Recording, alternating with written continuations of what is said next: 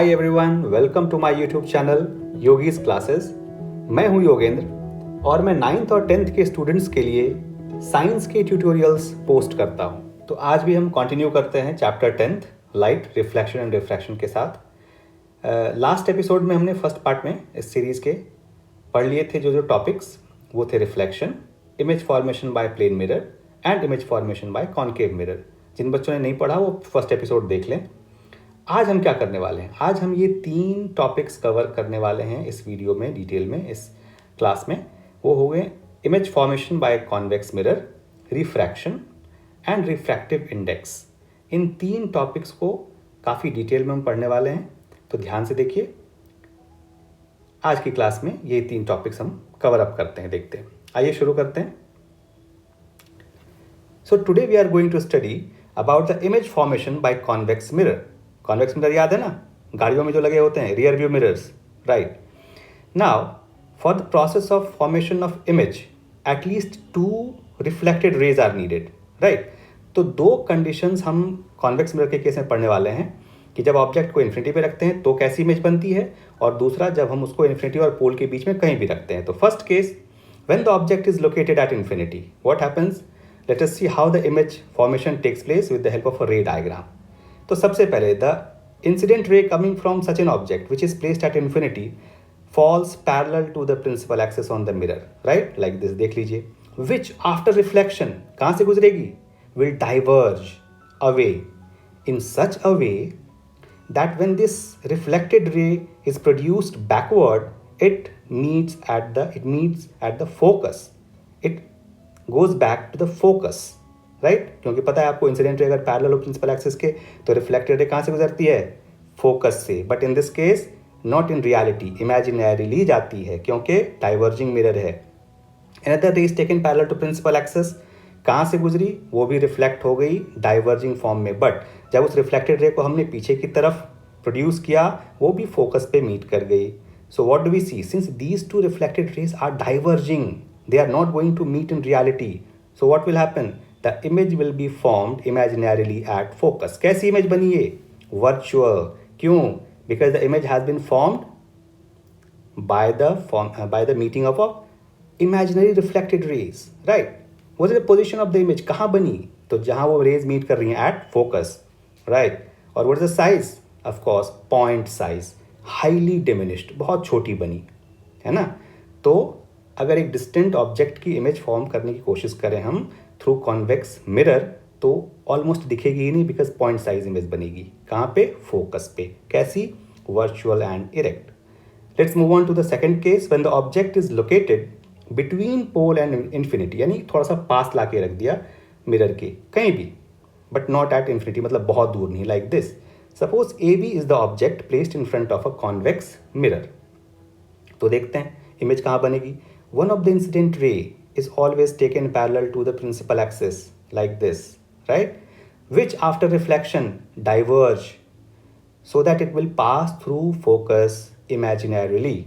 देखिए, इमेजिनरी रे को हमेशा डॉटेड लाइन से शो करते हैं, तो फोकस पे आके वो मीट कर गई।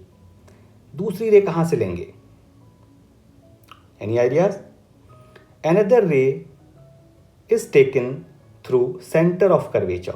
तो देखिए, मिरर के सेंटर ऑफ कर्वेचर सी और ऑब्जेक्ट के हेड ए पॉइंट से, इन दोनों को मिला के हमने एक इंसिडेंट रे ले ली जो मिरर पे फॉल कर रही है।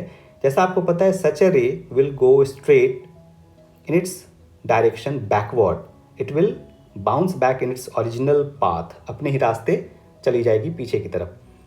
और उस रिफ्लेक्टेड रे को जब हमने पीछे की तरफ प्रोड्यूस किया तो वो रिफ्लेक्टेड रेज मिरर के पीछे जहां भी मीट कर रही हैं, वो जगह कौन सी है? कहाँ है? It is meeting between pole and focus right here. ये देखिए, डॉटेड लाइन से बन गई A dash B dash image.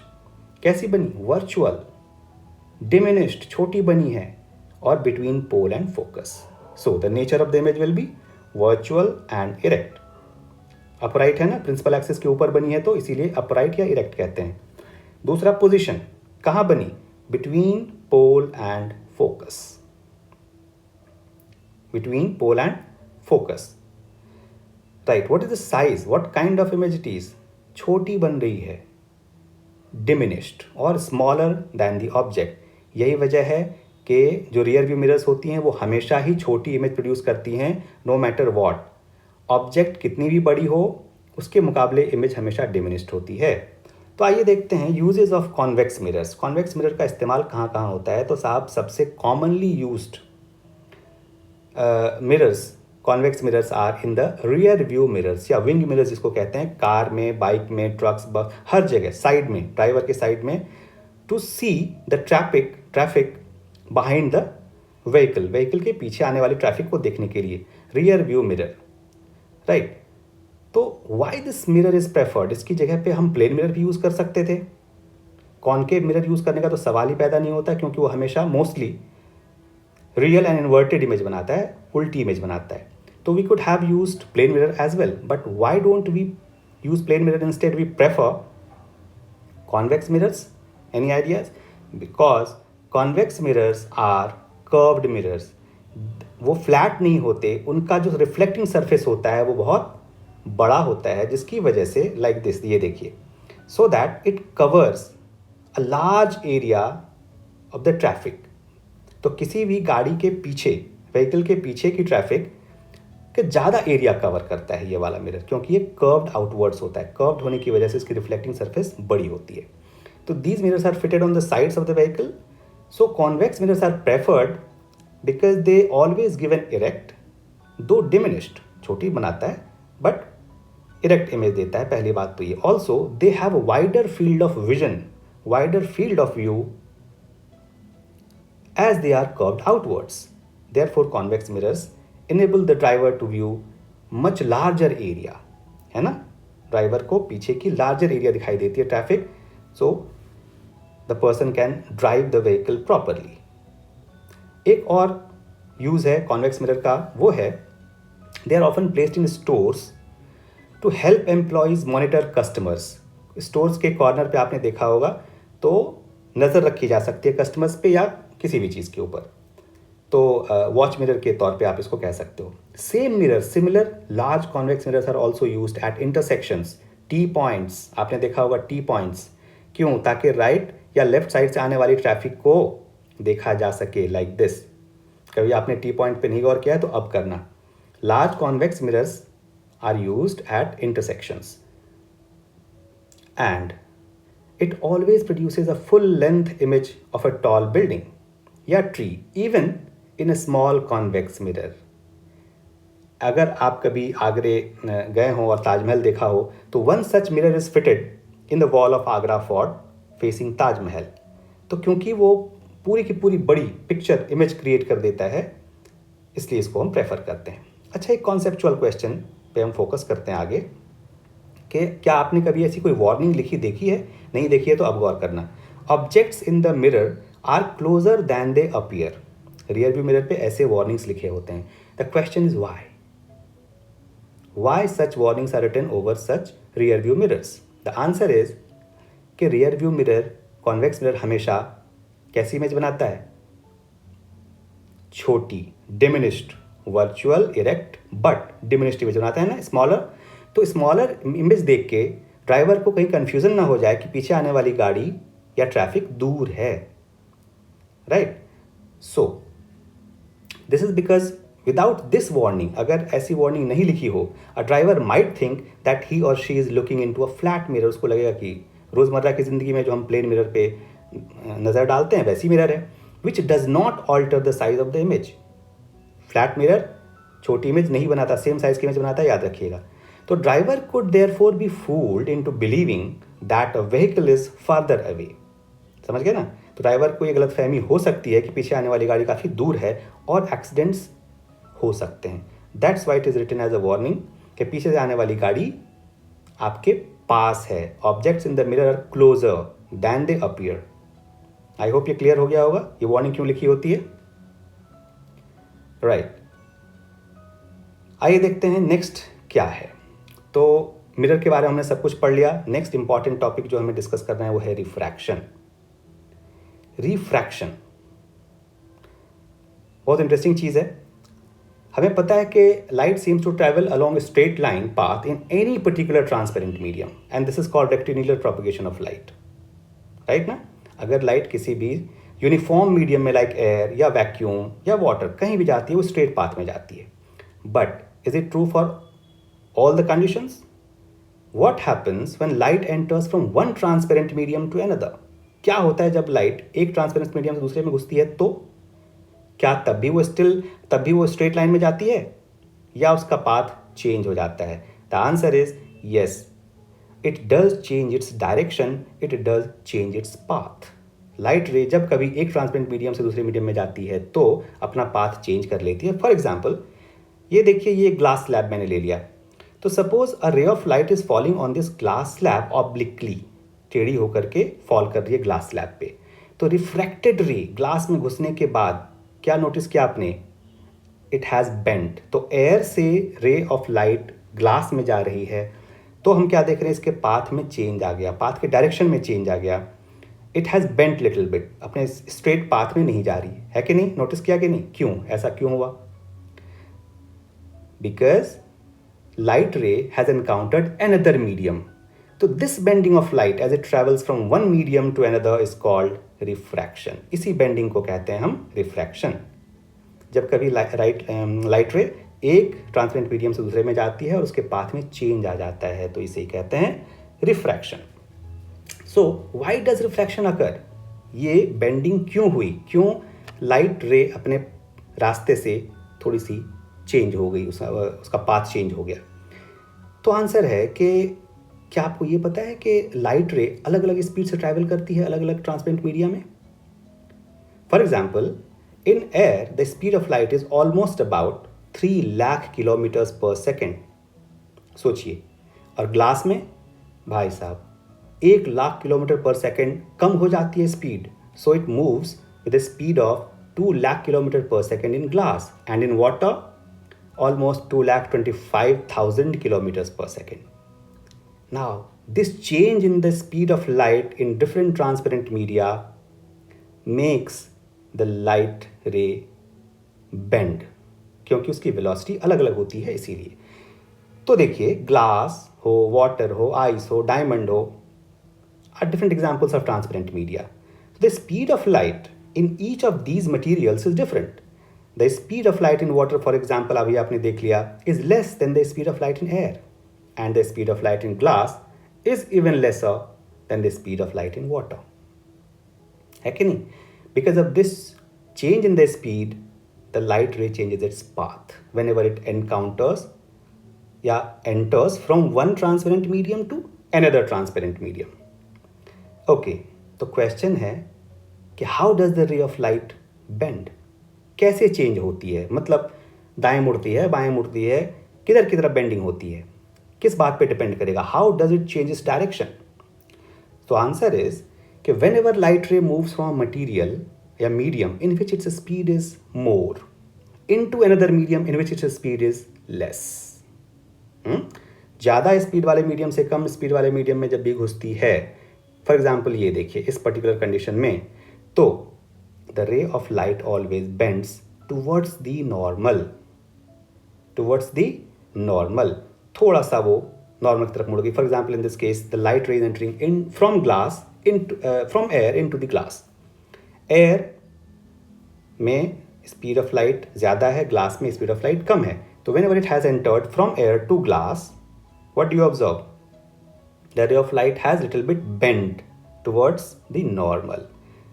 ये देखिए, फॉलो कीजिए इस रे ऑफ लाइट को, ये है इंसिडेंट रे, और क्या ऑब्जर्व किया? रिफ्रैक्टेड रे कहाँ चली गई? थोड़ा सा बेंड हो गई, देखिए। So that angle i, angle of incidence, is bigger than angle r, angle of refraction. This i is bigger then r. क्यों?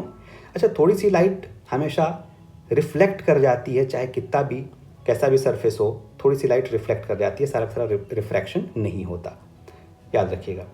Similarly whenever light ray enters from a medium in which its speed is low into another medium in which its speed is high, like glass to air, like this. ये देखिए, ray of light is entering from glass into the air, it has bent away from the normal, ये दूर चला गया कि नहीं? देखिए, so that angle I is smaller than angle R. Angle of refraction, angle R, बड़ा है कि नहीं in this case from as compared to angle I, right? So simple सी बात यह है कि whenever light ray enters from one medium into another. अच्छा, ऐसा क्यों हुआ? Because glass is optically denser medium and air is optically rarer medium.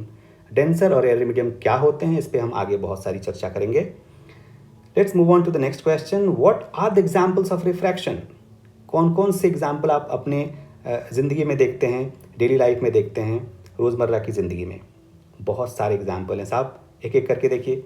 कभी आपने नोटिस किया है कि the bottom of a tank or a pond containing water appears to be raised, shallow दिखता है. एक पानी भरे हुए बकेट को देखिए, उसका बॉटम कैसा लगता है? उठा हुआ लगता है कि नहीं? रेज्ड, थोड़ा सा शैलो लगता है कि नहीं? राइट. एक दूसरा एग्जाम्पल देखिए, ये शायद आपने नोटिस ना किया हो. ग्लास स्लैब, कभी बच्चे अगर लैब में जाएं तो देखिएगा. Glass slab when placed over some printed material the letters appears raised when viewed through the glass slab. और एक तो सबसे कॉमन चीज़, आप ज़रूर इसका अपने घर में प्रयोग करके देखें कि pencil which is partly immersed in water, in this case देखिए, in a glass tumbler appears to be displaced और bent.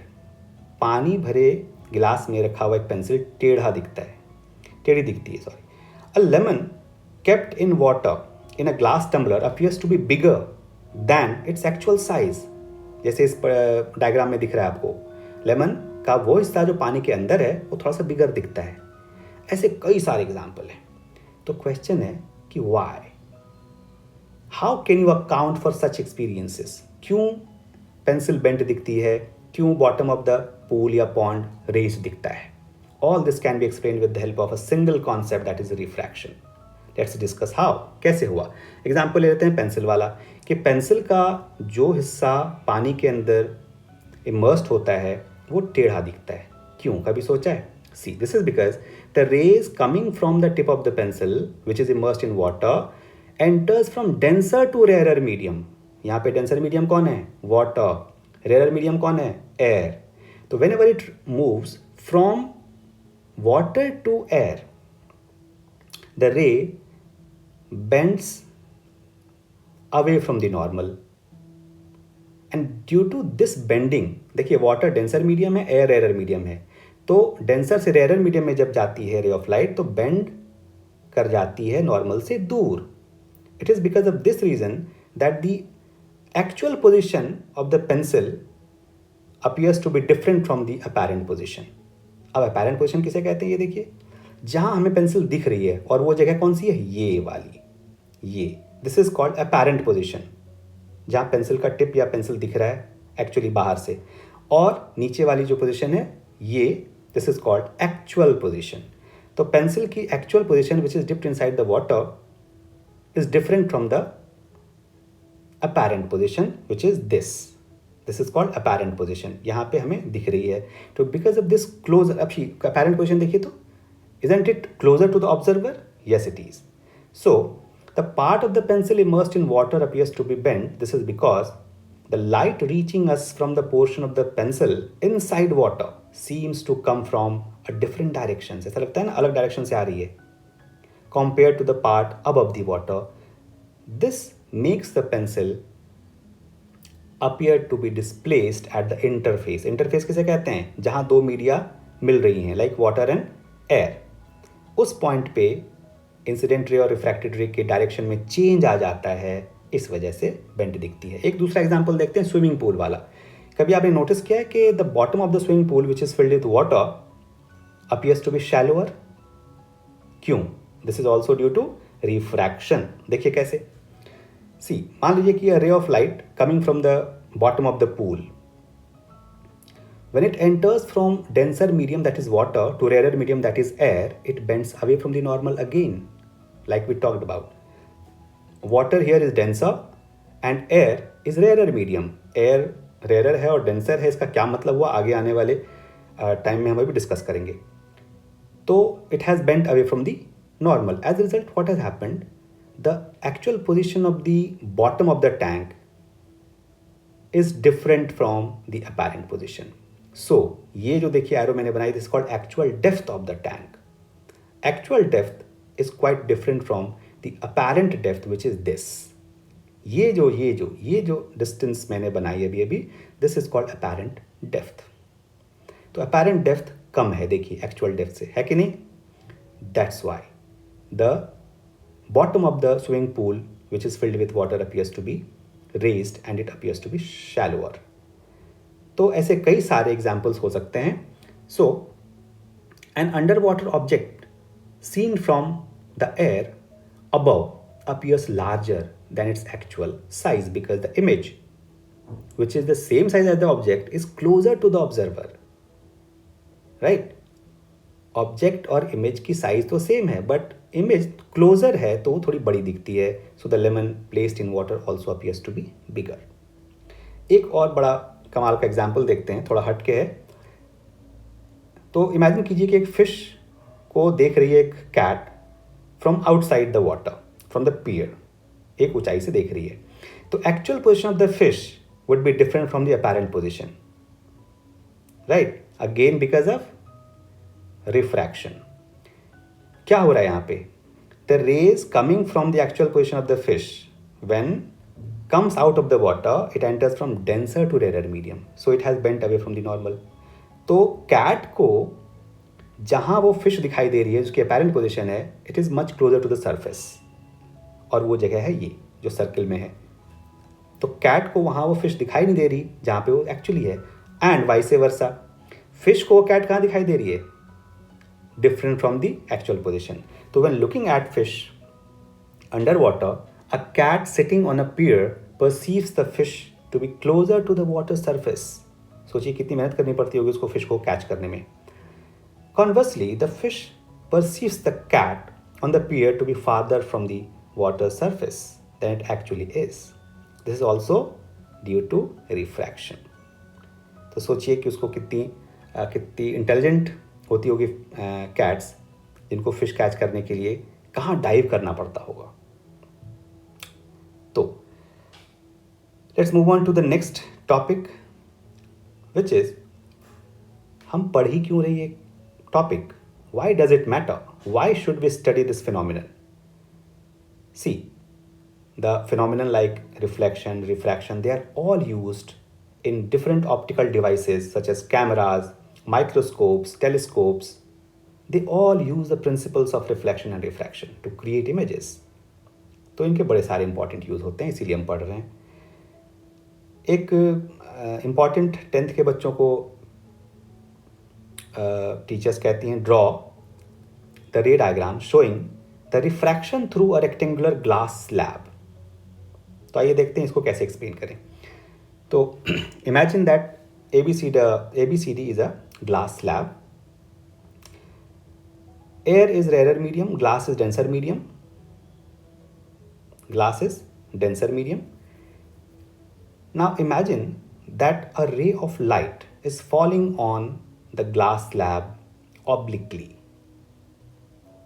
making certain angle with the surface of the glass slab. तो suppose AB is the interface, air glass interface, जिस पे ये ray of light fall कर रही है. Now what do you expect? Will it go straight? क्या ये सीधी जाएगी? नहीं, टेढ़ी हो जाएगी अपने रास्ते से थोड़ी सी. It will bend little bit towards the normal. तो नॉर्मल क्या है और एयर से ग्लास में रे आने पे टेढ़ी क्यों हो गई, ये सारी बातें हम पहले पढ़ चुके हैं और भी समझेंगे इसको अच्छे से. तो इंसिडेंट रे एंड रिफ्रैक्टेड रे, you notice that there is a difference in their path. What will happen if the ray emerges out of the glass slab? See, like this. So, it will again change its path. Now let us draw the normals to these 2 points, AB interface and CD interface. AB interface जो है वो air glass interface है, जहाँ पे air और glass meet कर के दो मीडिया एक दूसरे को फेस कर रही हैं. और CD इंटरफेस जो है it is glass air interface because the ray of light is entering from glass into the air at CD. So what do you notice?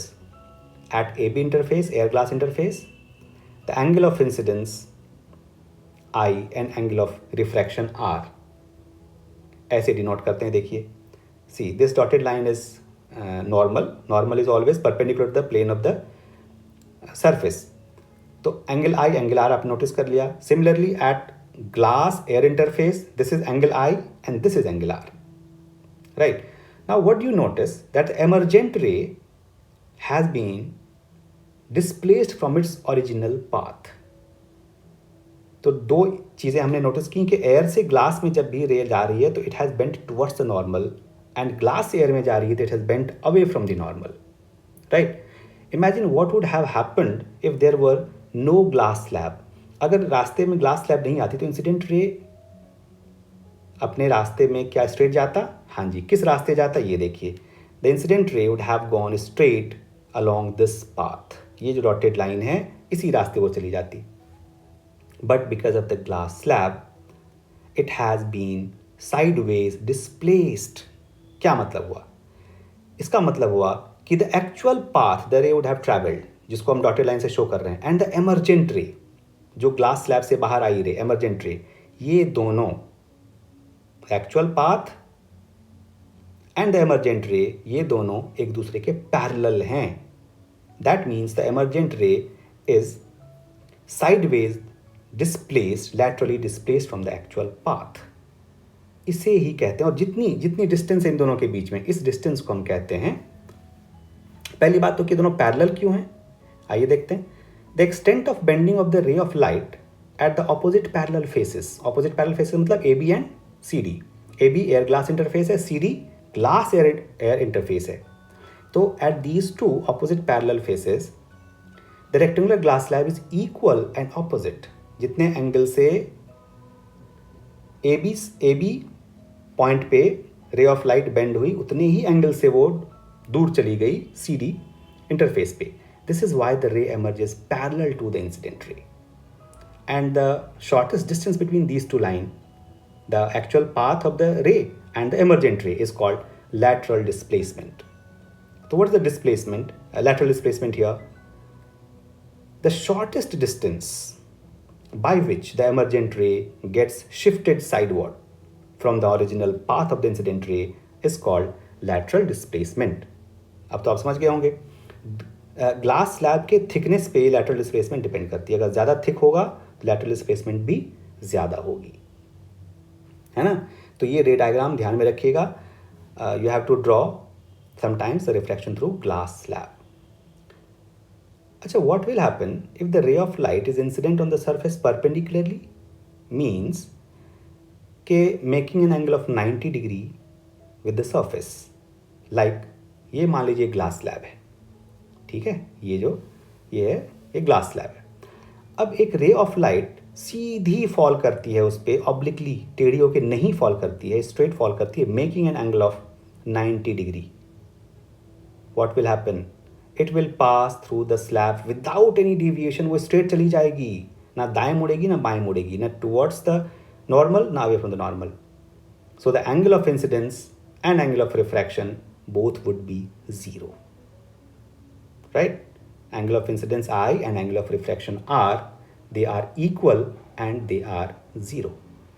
क्योंकि incident ray is falling along the normal. Okay. अब बहुत ही महत्वपूर्ण प्रश्न. What are the laws of refraction? दो laws हैं, बहुत simple से. पहला वाला, दूसरे वाले को थोड़ा एक्सप्लेन करेंगे. पहला वाला है द इंसिडेंट रे, द रिफ्रैक्टेड रे and the normal to the interface of the two transparent media at the point of incidence all lie in the same plane. ये सिमिलर है मिरर वाले लॉ से, याद रखिएगा. दूसरा law which is also called Snell's law, it says that the ratio of sine of angle of incidence to the sine of angle of refraction is a constant for the light of a given color and for the given pair of media. बड़ा लंबा सा law है, आपकी समझ में आया? मैं समझाता हूँ. This is also called Snell's law. Mathematically बोले तो sin I upon sin R is equal to constant. sin theta cos theta, ये ट्रिगोनोमेट्रिक रेशियोज आपने मैथ्स में पढ़ा होगा. तो लॉ सिंपल भाषा में क्या कह रहा है? ये कह रहा है the ratio of sine of angle of incidence यानी sine I to the sine of angle of refraction that is sine R will always be constant. Here this constant n is also called the refractive index. इसे ही कहते हैं refractive index of second medium with respect to first medium. दो example देकर के मैं इस बात को क्लैरिफाई करना चाहता हूं। सपोज रे of light of yellow colour, right. Yellow colour की एक लाइट फॉल करती है वाटर में और obliquely of course making certain angle with the surface, and the same yellow colored light falls on another medium, diamond। तो दो media मैंने ले रही है, water and diamond. In water what do we see, what do we observe? The ray of light has bent little bit from its path, original path. Similarly when the yellow ray of light falls on diamond obliquely, it also bends inside the diamond। दोनों ही cases में yellow colour की light fall करने के बाद, refract होने के बाद बेंट हो गई। Let us draw the normal in order to understand what I am going to tell you. तो इन दोनों पॉइंट्स पे जहाँ पे रे इंसिडेंट हो रही है, हमने नॉर्मल ड्रॉ कर दिया like this and like this. Okay, तो what is angle of incidence here for the air water interface? ये है angle I and angle R. Similarly air diamond interface, I and angle R. समझ गया ना? Air water interface और air diamond interface दोनों के लिए।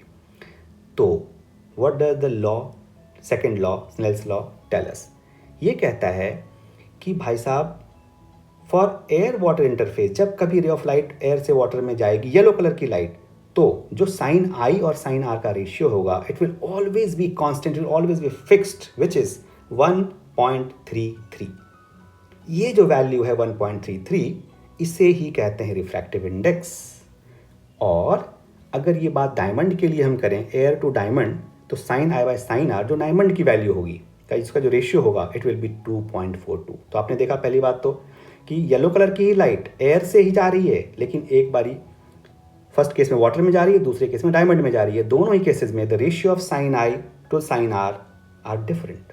तो whenever light ray of a particular colour, इसलिए मैंने येलो कलर बार बार बोला, जिसका वेवलेंथ होता है 589 नैनोमीटर। ये एक फिक्स्ड वैल्यू है, क्योंकि अलग अलग कलर की लाइट जब फॉल करेगी at the same angle of incidence, the ratio of sine I to sine r would be slightly different. तो क्या हमने सीखा कि किसी भी पर्टिकुलर पेयर ऑफ मीडिया के लिए, यानी air to water, the sine I by sine R की ratio will always be fixed. For example in this case it is 1.33, and whenever the ray of light falls from like air water media के अलावा air diamond media मैंने ले लिया, different pair of media, तो sine I की value और sign R की value का जो रेशियो है, क्या देखा हमने, वो डिफरेंट आ गया ना, 2.42, राइट। इसे ही कहते हैं स्नेल्स लॉ। विलब्रॉड स्नेल नाम के साइंटिस्ट ने 1621 में ये लॉ दिया था। He had experimented with light passing through different media, so he developed this relationship called Snell's law. बस ये एक्स्ट्रा जानकारी थी। ओके, तो इसमें एक इंपॉर्टेंट चीज़ मैंने आपको बताई अभी पीछे कि द रेशियो जिसकी हमने बात की थी, sine I by sine R की, which is equal to a constant fixed value, and we denoted it with N, sometimes it is also denoted with mu, right. अच्छा, दिस एन और mu is called refractive index. इसे कहते हैं refractive index. तो भाई साहब है क्या ये? रिफ्रैक्टिव इंडेक्स को पहले समझते हैं, डिफाइन बाद में करेंगे। It is the measure of optical density of any transparent medium. Measure of optical density of any transparent medium क्या मतलब हुआ? अभी पीछे हमने बात की थी ना कि water is denser medium compare to air, air is rare medium. तो कोई मीडियम कितना रेयरर है या डेंसर है, कैसे पता चलेगा? उसके रिफ्रैक्टिव इंडेक्स से। तो refractive index tells us about the optical density. So refractive index of a substance is also a measure of the speed of light in that substance. ये हम बहुत इंपॉर्टेंट चीज़ समझने वाले हैं अब हम। तो जिस मीडियम की रिफ्रैक्टिव इंडेक्स ज़्यादा है, उसके अंदर स्पीड ऑफ लाइट उतनी ही कम हो जाएगी। क्यों? Because a medium which has high refractive index is optically denser. जिसकी रिफ्रैक्टिव इंडेक्स ज़्यादा है वो ऑप्टिकली डेंसर है, और किसी भी ऑप्टिकली डेंसर मीडियम में स्पीड ऑफ लाइट स्लो पड़ जाती है। अभी मैंने पीछे बताया था आपको। तो in comparing two media, the one with larger refractive index is optically denser medium then the other, right, and the other medium of lower refractive index is optically rarer.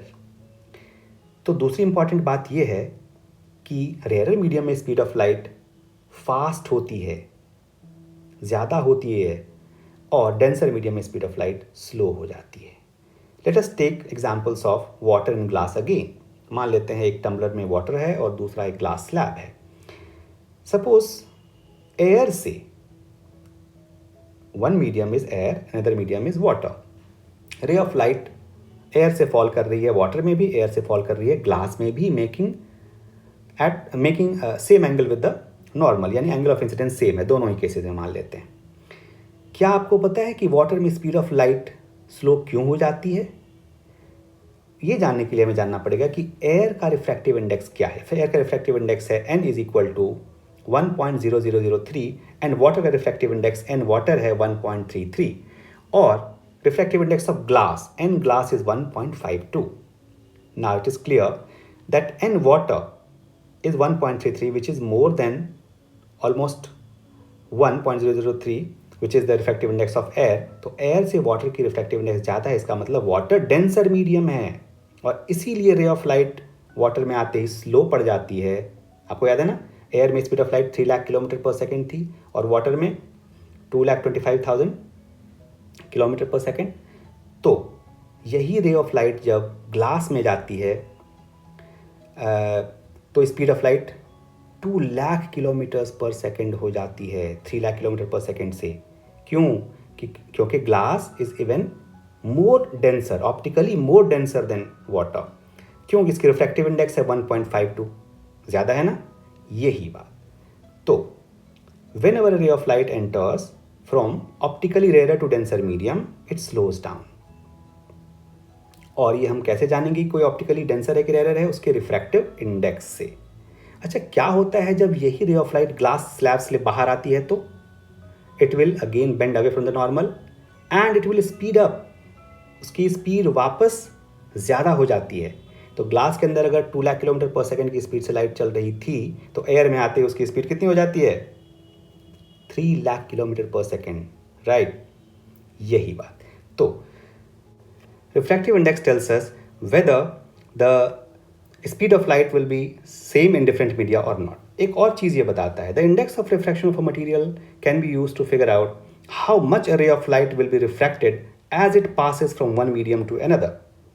जिस मीडियम की रिफ्रैक्टिव इंडेक्स ज़्यादा होगी उसमें bending भी ज़्यादा होगी और जिसकी रिफ्रैक्टिव इंडेक्स कम होगी उसमें नॉर्मल की तरफ बेंडिंग भी कम होती है, क्योंकि वो ऑप्टिकली रेयरर मीडियम है, राइट। ये एक इंपॉर्टेंट और इंफॉर्मेशन देता है हमें रिफ्रैक्टिव इंडेक्स। तो रिफ्रैक्टिव इंडेक्स के बारे में हमने समझ लिया, कुछ फैक्ट्स के बारे में जान लेते हैं। Now we know that light travels fastest in vacuum. Vacuum में क्यों भाई? सबसे तेज इसमें क्यों चलता है और किस स्पीड से? 3 × 10⁸ मीटर्स पर सेकेंड, क्योंकि it is the rarest medium. The refractive index of vacuum is 1। In air the speed of light is slightly less compare to that in the vacuum. क्यों? क्योंकि उसका रिफ्रैक्टिव इंडेक्स भी slightly less है, n is equal to 1.0003। Similarly glass में और water में क्या है वो हमने अभी डिस्कस कर ही लिया था, क्योंकि उसकी रिफ्रैक्टिव इंडेक्स की भी वैल्यू फिक्स्ड है 1.5, 1.33। तो रिफ्रैक्टिव इंडेक्स होता क्या है? What is it? Let's see. Refractive index is defined as the ratio of speed of light in vacuum और air to the speed of light in any medium. मान लेते हैं कि मीडियम है m। रे ऑफ लाइट अगर air में से ट्रैवल करके उस मीडियम m में जा रही है, then the refractive index of medium m will be c/v। क्या मतलब हुआ? Consider ray of light traveling from vacuum to air into a medium, say m. If c is the speed of light in air and v is the speed of light in the medium, then n, the refractive index of that medium, would be given by this formula: speed of light in air c or vacuum upon speed of light in that medium v. n is equal to c/v। ये एक important formula मिल गया हमें refractive index जानने का।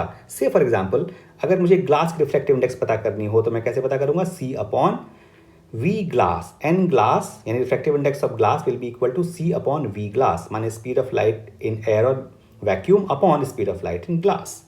अच्छा, what if we want to know the refractive index of one medium with respect to another? किसी दो media की रिफ्रैक्टिव इंडिसेस की अगर कंपैरिजन करें तो क्या होगा?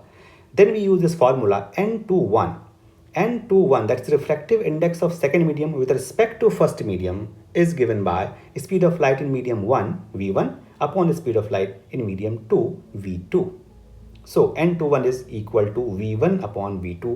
एक और ज़रूरी चीज़, n21 is also equal to n2 upon n1.